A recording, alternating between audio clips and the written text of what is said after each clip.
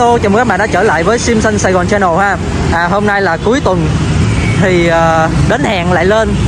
Mình cùng với anh Tuệ sẽ đi giao lưu với một ông anh cũng đam mê sim xanh ở Sài Gòn luôn. Mình đang đứng đây đợi anh Tuệ nè, như thường lệ thôi các bạn. Ok, lát anh Tuệ đến thì chúng ta sẽ đi thôi. Let's go.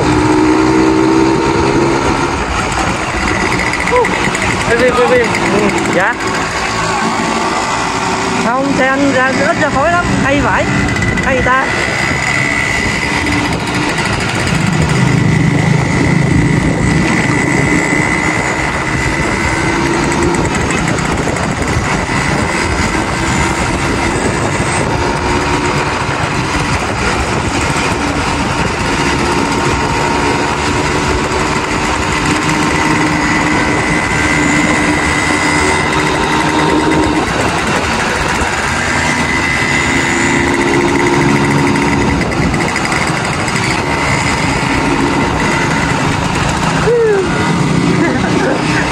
Trong cái buổi gặp gỡ giao lưu sim xanh tại Sài Gòn ngày hôm nay thì có thêm anh Minh nữa các bạn. Thì anh Minh cũng là một fan hâm mộ của dòng xe hai thì sau chủ nghĩa cũng lâu rồi. Nickname của ảnh là Minh. Các bạn nghe có quen không?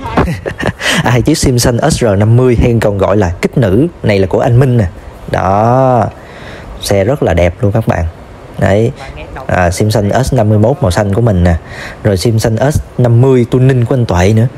Chiếc kích nữ này á là được anh Minh ra biển 5 số rồi. Ok, anh em gặp nhau vậy vui rồi các bạn. Nay mình giờ mình về, mình xuống Bình Thạnh thăm bà mình ha các bạn. Ok, hẹn gặp lại bạn ở video tiếp theo. Bye.